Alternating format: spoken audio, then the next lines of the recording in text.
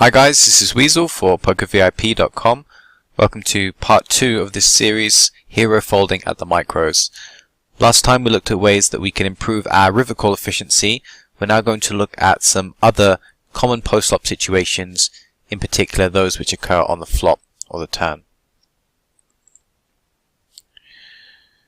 The basic principles regarding this strategy: firstly, we need to be conscious of any situation where a hand is a pure bluff catcher, as we mentioned in the first part of this series. And in order to establish whether a hand is a bluff catcher, we need to be able to define our opponent's value range, because if we can't define his value range, we don't actually know whether we hold a bluff catcher or whether we hold something that may actually beat some part of our opponent's value range. The second thing we need to understand is which lines are inherently nutted at the lower limits. Which lines are nearly always a very strong hand with very few bluffs, because if our opponent is not representing a range which is very heavily weighted towards value, then we don't want to be folding all of our bluff catchers. We may have a profitable call in certain situations. So we're going to consider some additional post-flop lines which are very often nutted. Our opponent's range will be weighted towards value, which will allow us to fold any of our bluff catchers. The first line we're going to consider is a 3-bet on any street. It's important that we just clarify what exactly we mean by a 3-bet, because despite it being basic terminology, there is some level of confusion about what exactly is a post-flop 3-bet. A 3-bet is the third bet in any given sequence, so this doesn't include something like a flop check raise or a raise in position versus a flop c-bet. This is actually a 2-bet. So a 3-bet on the flop would be something like our opponent decides to c-bet against us, we go for a check raise, and then he re-raises over the top. This is a 3-bet. 3-bets at the lower limits are extremely rare as a bluff. It just doesn't happen. If our opponent 3-bets us, he's nearly always going to have the nuts if he 3-bets on any post-flop street. Obviously this doesn't apply to pre-flop, because players 3-bet pre-flop all the time with non-premium holdings, so in those particular situations we wouldn't want to be super tight without some kind of read. So this specifically applies to post-flop situations. Our opponents are not going to 3-bet light. They are nearly always going to be heavily weighted towards value when they 3-bet flop, turn or river. This also includes the min-bet 3-bet line. It's basically any 3-bet. So you will see a common fishy line that you'll see from your opponents is they decide to min-bet the flop. We go for a raise, either for value or as a semi-bluff to take the pot down, and then they'll come back over the top. This is nearly always a nutted line also. The psychology behind this line is our opponent probably flops something super strong, but he doesn't want us to fold, and he's worried that if he bets 2/3 pot, we're just going to fold. So what he does is he min-bets, then once we go for the raise, now he starts thinking that we don't look like we're going to fold. So he starts thinking about getting a big payout for his strong made hand, so he comes back over the top and 3-bets. So again, the idea is we're going to establish whether a hand beats any of our opponent's value range, or whether it's just a bluff catcher, and if it's just a bluff catcher, we're going to fold facing pretty much any post-flop 3-bet. So here we have ace-9 offsuit on the button. We decide to go for an ISO raise. We get a call in the small blind, big blind folds, and the original limper folds. So we're heads up on the flop, we have top pair, and our opponent decides to min-donk bet into us. So we decide to raise for value. Our opponent can certainly have some worse aces, he can have some gut shots, he can have some flush draws, he can maybe even have some pocket pairs. So we go for a raise for value, and our opponent decides to re-raise. So immediately the alarm bell should be ringing, and we should not assume that our opponent is bluffing here ever. So we should just really think about what his value raising range could be in this particular spot. And it probably doesn't include any worse hands. He's probably not min-bet 3-betting something like ace-8. His value range is much more likely to be 2-pair combos, so ace-2, ace-3, maybe even 3-2 if he's very loose pre-flop. He could of course have some straights, 4-5. He could have sets of 2s and 3s. Set of aces is somewhat unlikely. So we're not saying it's impossible our opponent's bluffing here. He might be bluffing some percentage of the time. We have a number of issues though. Even if he is bluffing, okay, we can see from our pot odds that we're getting 16% pot odds. This doesn't necessarily mean our opponent needs to be bluffing 16% in this particular spot. As we saw in the previous video, this type of logic only applies to the river. The reason why our opponent probably needs to be bluffing more than 16% here is because there are still future streets to play, so we can't just look directly at our pot odds in this particular case to work out how often our opponent should be bluffing in this particular case. To flip that on its head, if we just think purely exploitatively, and we say that we don't beat any of our opponent's value range here, so we need him to be bluffing 16% of the time because we're getting 16% pot odds. Even though that sounds logical, it doesn't really apply in this particular situation, because even if we are good here 16% of the time, let's say our opponent is bluffing 16% of the time, we have a number of issues. Firstly, our opponent still has equity against us. He could be bluffing with something as weak as a gut shot, but he still has a chance to improve by the river, which is going to make it less profitable for us. Secondly, with something as weak as ace-9 offsuit, it's very unlikely we're just going to get to showdown. In other words, our opponent could take any of his bluffs, and he could think about firing the turn and river with 100% frequency, and there's pretty much absolutely no chance we're going to get to showdown unless we improve dramatically to something like a full house. So even if our opponent is bluffing, there's still a pretty good chance he's going to win with his bluffs, because we're not going to be able to get to showdown if he continues his aggression on the turn and river. So as a result, our opponent should be bluffing more often than just 16% in this spot, and we should also think about having considerably more equity against his raising range in order to continue. So it's important to keep in mind a concept known as leverage. In other words, we're not really just paying an extra 5 big blinds here and seeing a showdown.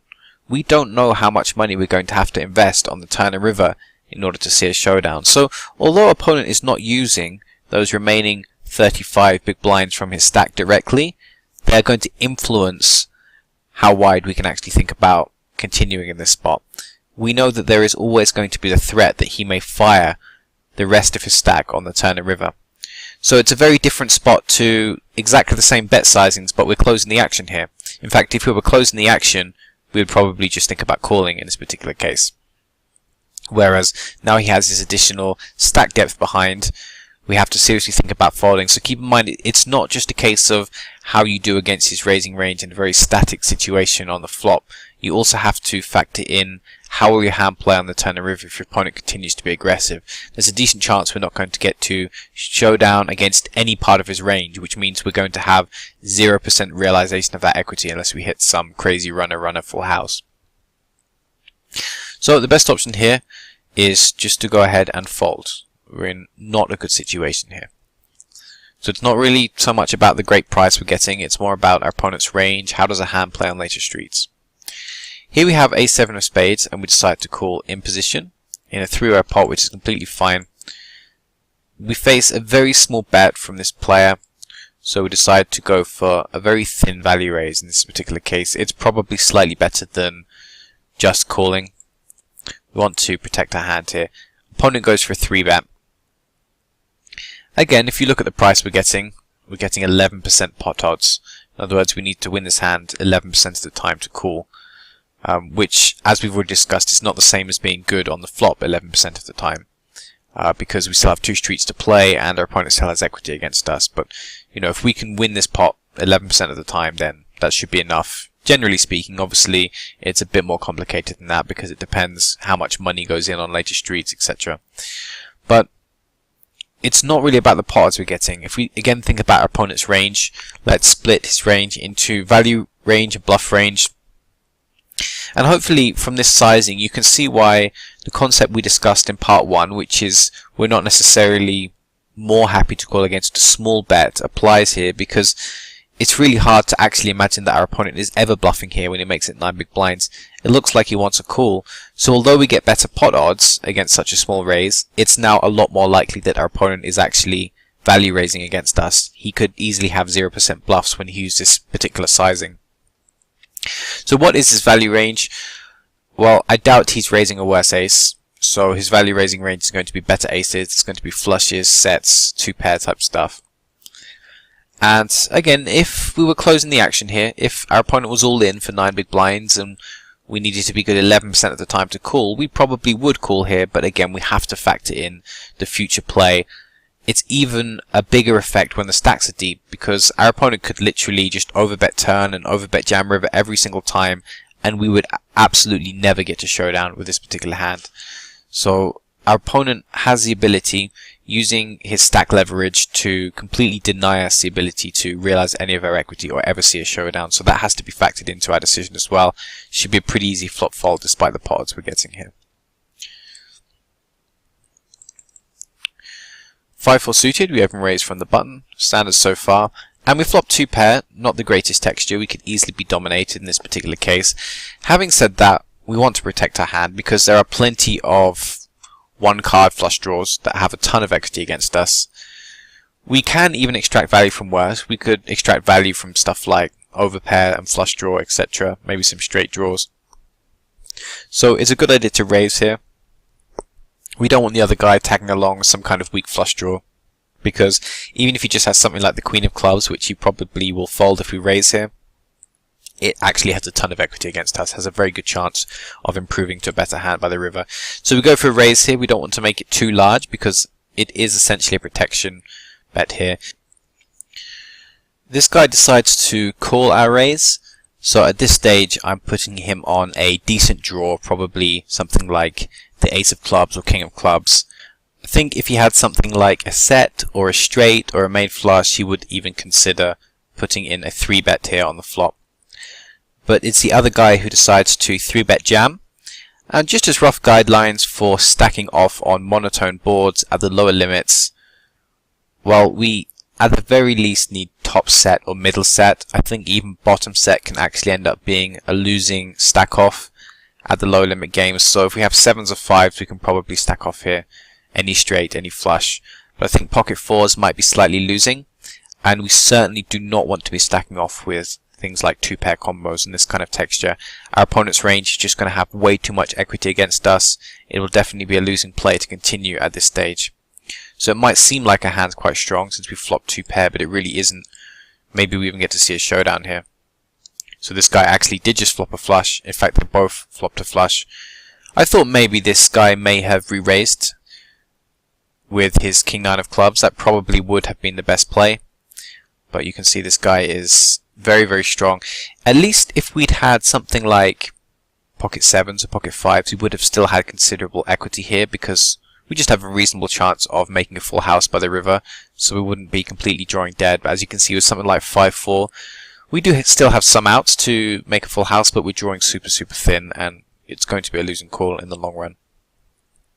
So let's look at a different line now, which is commonly a very nutted line at the lower limits. And that line is facing a turn check raise from our opponents. Many of you are possibly familiar with the Beluga theorem. If you've never heard of the Beluga theorem, then it's recommended that the next thing you do is pause the video and search for the Beluga theorem. It's been around for many years, but it still has application at the lower limit games. The general idea behind the Beluga theorem is we should strongly evaluate the strength of any 1-pair hand facing a raise on the turn. And why is that the case? Well, very simply, from what we've seen so far in this series, it's down to the fact that 1-pair hands are very frequently bluff catchers when we compare to our opponent's value range. So again, the only thing that really matters is how frequently is our opponent check raise bluffing the turn, which would allow us to continue with some of our 1-pair bluff catchers. And the answer is opponents are just very rarely doing this. Many players are completely incapable of check raise bluffing the turn. You could literally filter their database for turn check raises, and every single time they're going to have a value hand, because it's just not a play they think about using in many cases. So in other words, the Beluga theorem still applies, and we should be using it, and not even just with 1-pair hands. Even some of these weaker 2-pair holdings we can seriously think about laying down. And everything's relative, of course, because we can easily lay down stuff like trips if there's a 4 to a straight on the board, or a 4 to a flush or something. So everything's relative. Hand strength is the most important thing.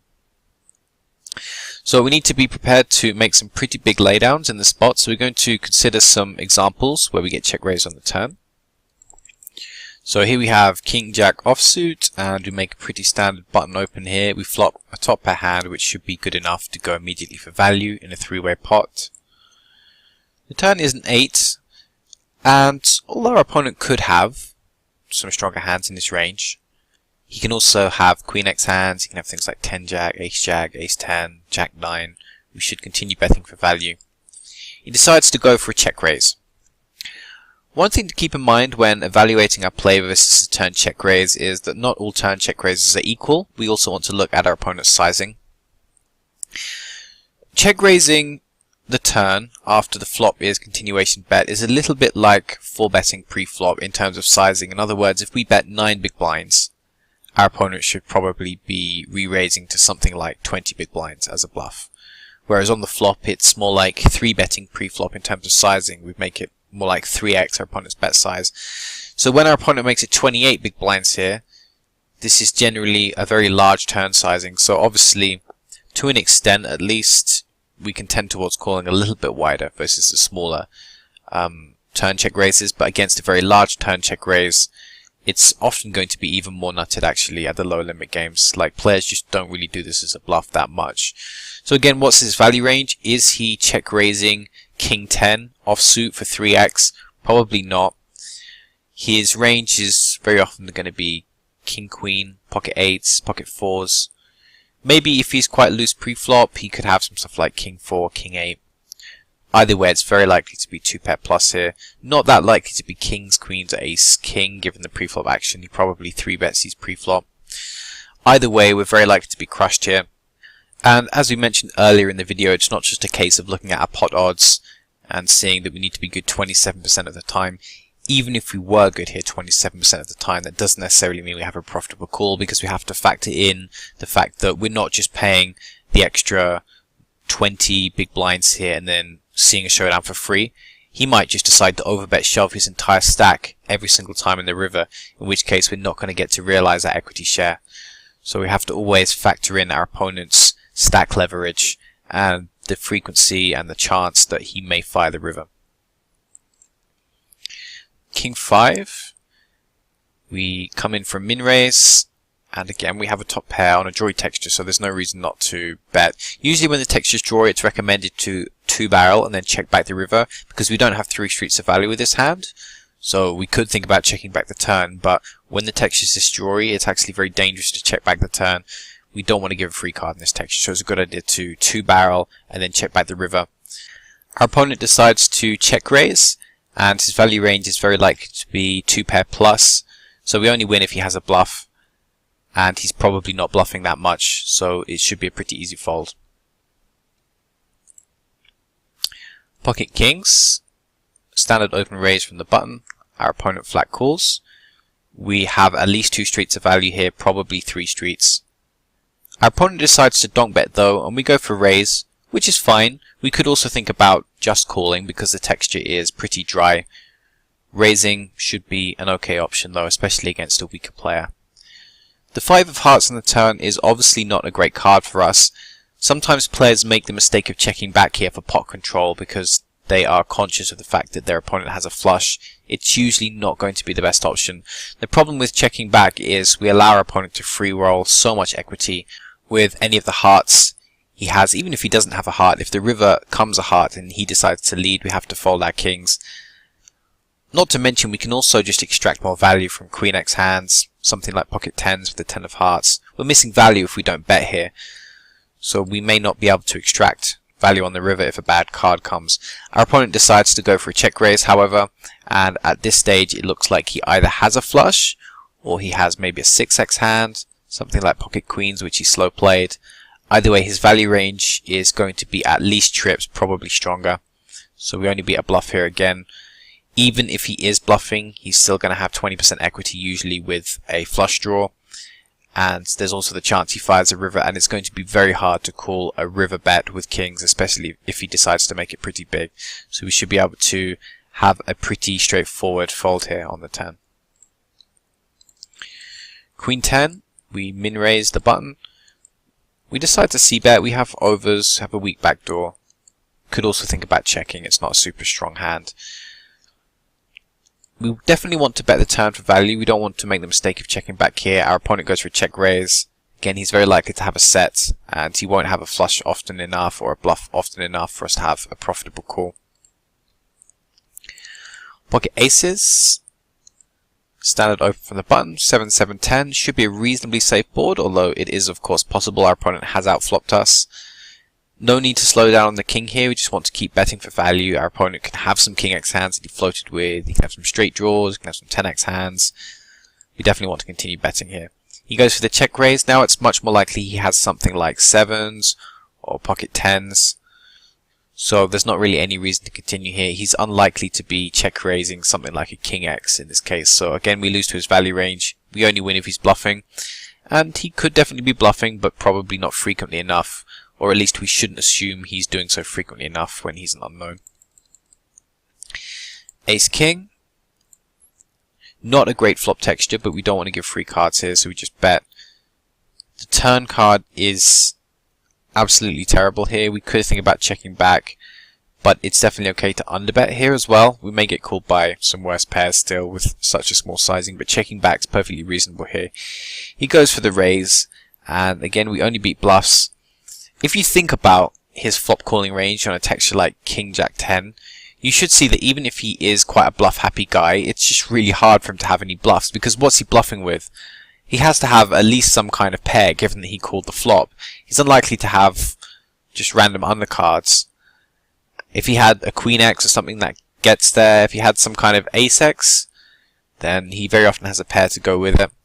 That's pretty much the only thing he can have actually, is just a random Ace X with an undercard, something like Ace 5 suited that he decides to check call a flop with, having a gut shot. But assuming that the average player doesn't really turn stuff like Jack X into a bluff here, not that it would be a bad play, it would be a reasonable play, but many guys at the lower limits just do not turn pairs and showdown value into a bluff, so it's actually really hard to even think of something he could be bluffing with, so it's a pretty trivial fold here versus his turn check raise. Ace Queen, standard button open, definitely want to see bet for value here, and that's a pretty safe turn, so we barrel again, but when he check raises we have to reevaluate. He possibly has an 8x, he possibly slow played something like pocket 4s on the flop, so we can give up the hand here. So it seems like a very tight fold, but keep in mind that this is exploitative play. If we were playing a balanced strategy, we probably would continue here, because we don't want to give our opponent incentive to bluff us like crazy in this spot. If he knows we're folding stuff as strong as ace queen, he's going to check raise bluff us a ton. But this is an exploitative line, like this guy is probably never bluffing, so we're actually exploiting him pretty hard by folding here top pair, because when he has ace queen and we're the ones with 8x or pocket 4s, he's probably not going to fold. So the difference in our win rates is going to be very big when we can make some hero folds in spots like this. Kings, pretty standard. We want to go for 2 or 3 streets of value here. Same situation, we double barrel the turn, which is fine. We definitely don't want to give a free card in this texture. Opponent goes for a check raise. His check raise for value range is probably 2 pair plus. We just have a bluff catcher. Pretty easy fold.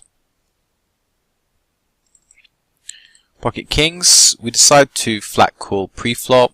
The standard option is obviously to 3-bet here generally. Depends what stats we have on our opponent. He c-bets the flop. I would say the best option is probably to raise here, especially on this drawy texture, but for whatever reason we decided to flat while playing the hand. I don't think this is necessarily the best option. He checks a turn. We should usually bet the turn somewhat small. He decides to go for the check raise. As we can see in terms of sizing, this is very large. This is also slightly different from the situations we've just been looking at, because we're not the pre-flop aggressor in this hand. Actually, he checked the turn and missed his c-bet as the pre-flop aggressor, and then decided to go for a check raise, which is actually a pretty uncommon line at the lower limits. Players don't even check raise a flop very much when they check the flop as the pre-flop raiser. So to skip c-bet and then go for a check raise on the turn, it's generally an even stronger line. Obviously, this guy should be mixing in some bluffs when he takes this line, but in reality this is nearly always some kind of overpair. And in some cases we could even think about calling, but the problem is the only overpairs we beat are jacks and queens, and this player could also have sets, 7s, 8s, 9s, he could have 10 jacks suited, he could have aces. So we barely beat his value range, yet he might not even check raise stuff like jacks and queens necessarily. I think there was also a reason why I decided to slow play this hand pre-flop. There's a possibility this player is a nit and was opening very tight, and that would explain why I just flatted pre-flop, and also why I didn't raise the flop, in which case we can give him even more credit for having a strong range when he decides to check raise the turn here. so folding is likely the best option. Aces, not a good texture for aces after we open from the cutoff and get called by the big blind. We should still value bet though. And we hit a really great card here. I put in some showdown hands just so we can get a rough idea of what opponents are showing up with in this spot. So we check raise this a turn. We're giving him credit for having something very strong, but we basically have the nuts here. We have the second nuts actually. You could of course have kings, but it's not really that likely. You just flat call pre-flop, so it's more likely we see something like pocket tens or king 10, or maybe even hands as weak as king queen, potentially king queen, king jack. But certainly if we just had something like ace queen here, it would be a pretty trivial fold. But obviously aces, we can't fold everything that's not the nuts. We have the second nuts here, which is good enough. You know, first nuts, second nuts, usually going to be okay to continue versus a turn check raise. Depends on the situation, depends on the board texture. Sometimes having something like the second nut flush on a 4 to flush texture is not good enough. But in a spot like this where we have the second nuts, it's clearly strong enough. In fact, we might be able to even stack off with some weaker hands in this. We might be able to stack off with some weaker full houses, given that our opponent may have stuff like king queen in his turn value check raising range. Either way, this is obviously very standard to get the money in here. We get to see what our opponent has. He has king 10, so we can see he's certainly not bluffing. It's pretty much a cooler situation. Ace queen, open raise from the cutoff. We definitely want to c-bet this. We can't really slow play this four-way. That would be a pretty bad option. The jack is not a great card. Does complete some draws, some two-pair stuff, put some additional spade draws out there. We should usually keep betting. We have top pair, top kicker, and that's what we do. This guy raises. Keep in mind that raises in multi-way pots are even stronger than in heads-up pots. So if this was in a heads-up pot, we have to give this a decent amount of credit. But when it's in a four-way pot, this guy pretty much has probably 9-10, a huge percentage of the time, but at the very least he's going to have a set. It's very unlikely he's bluffing here. Probably has 0% bluff range. Probably has the 9-10. Maybe he'd raise 8s, queens, or 4s on the flop. So he could have jacks maybe, but probably 9-10. Pocket aces. We want to go for 3 streets of value here against worse over pairs. Not a great turn card, but we've discussed we can't give away free cards in this particular situation. So we face a turn check min raise, and this is certainly a pretty tight fold. There's a reasonable argument for actually calling, just because we get such an amazing price here. And as mentioned, we do want to differentiate between check min raises and larger check raises. However, we also don't want to underestimate how tight some players are check raising the turn. It's a very nutted line actually, the turn check min raise. So I think it's definitely clear that we're behind his range. It's just a case of whether we get the right price to continue. And once more, we can't just look at our 17% pot odds and say we're probably good 17% of the time, because we also have to factor in how plausible it is for us to call a river bet if he fires the river. So he has some stack leverage here, although he is actually pretty short. So this is very close, and maybe we should get the money in here just given his stack size. Actually, maybe just shoving all in is okay. Maybe he can raise some club draws or some jack X hands when his stack's so short, but for the purposes of this video, let's assume that this is actually a hero fold, definitely, but it's a good hero fold. Pocket aces again. We 3-bet versus UTG. C-bet the flop, obviously. You can have stuff like ace queen. That's a very bad card for us, for obvious reasons. He might not have stuff like kings that much, because he might 4-bet that pre-flop. He could have stuff like jacks. All of his queen X hands get there. It looks like we decided to value bet anyway, but it's definitely very thin, and he goes for the min raise. I think this particular min raise is a very clear fold here. It's going to be queen X the vast majority of the time, maybe pocket tens. So continuing in that spot would be donating money. Kings, we flat pre-flop, and the reason we flat pre-flop is because we're deep here. It's okay to flat kings pre-flop when deep. 3-betting would still be okay. I think we should be raising this flop. Yep, we do raise a flop, which is good. This guy just calls. So it's a slightly different situation now. We're not the pre-flop aggressor, but we did decide to raise the pre-flop aggressor when he c-bets the flop. 4 to straight gets there on the turn. Very awkward card. And I go for a smallish bet here because I think this guy can still have worse overpairs. And he could also have 20% equity with a heart draw. He could also have some gut shots as well if he has any 10x hands. So I think betting primarily for protection here is good. I wouldn't necessarily even refer to this as a value bet because it's hard to say how much he's going to call with something like pocket jacks here. But I think betting is the best option. He goes for the check raise. He probably has a flush or a 9x the majority of the time, so folding is pretty trivial. 9-10, last hand, open raise from the cutoff. We flop the combo draw. And we have a hand that's probably strong enough to stack off in this case.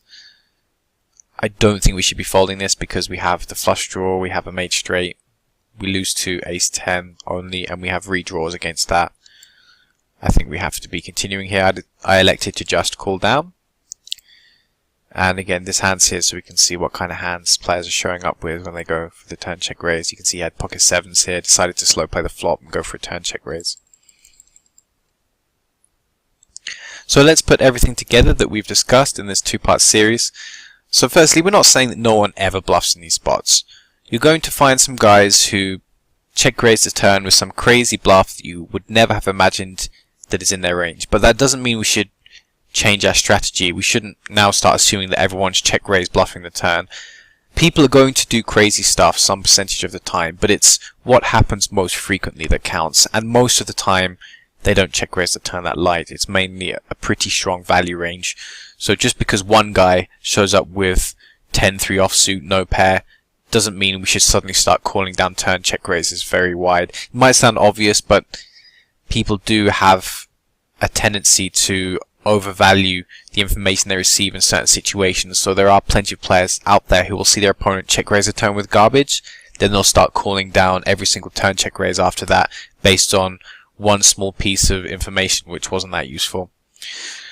So we're not saying people never bluff. We should just assume that by default their range is weighted towards value, which allows us to fold specifically at bluff catches in all the spots we've described. These aren't necessarily all the spots. Maybe you'll come across some of your own spots. To give you one other example of a spot we haven't covered, opponent decides to pop bet the flop and then decides to pop bet the turn. Very unlikely to be a bluff for these limits. Nearly always a strong value hand. You can even fold stuff like top pair, top kicker facing such a line. Also keep in mind the idea is not to never fold the best hand. If we're doing this correctly, we will occasionally fold the best hand when our opponent is going crazy with his 10-3 offsuit and we end up laying down, two pair or something, and maybe he even turns over his hand and then we feel silly that we folded such a strong hand when our opponent had absolute garbage. That's going to happen some of the time. That doesn't mean you made the wrong decision. It just means that it was one of those small amounts of the time when an opponent shows up with a bluff. But over the long run, that doesn't mean suddenly calling down every time is going to be a winning play. It's going to be a big losing play. However, these are just default assumptions, so we're not saying that you should always fold these hands in the situations we've looked at today. Some opponents will be aggressive, and they will check raise a ton, and they will do things like 3-barrel against you a ton. So once we start getting a decent sample size of hands on our opponent, or we have specific reads or specific history, then obviously we'll think about adjusting our play in these cases. And essentially it just comes down to the reason why we've had these ideas of folding bluff catches is very simply that in these situations our opponent's range is not balanced, it's weighted towards value. If you're playing against someone who's weighted towards bluffs, then everything is completely reversed. Any bluff catcher is generally going to be a great hand to continue with because opponent's bluffing too much. So keep that in mind, that we've mainly looked about folding hands because the average guy is weighted towards value in all these spots, but you will come across guys who are even weighted towards bluffs. It's just going to be a much smaller percentage of the player pool. But when you find these guys, then you need to adjust your strategy accordingly, and you can't just be folding every time in these spots, otherwise you're going to be giving up a lot of money to their bluff range. So hopefully everything has made sense. If you have any questions or comments, then please post in the comments box below the video. And also thanks very much for watching. This has been Weasel for PokerVIP.com.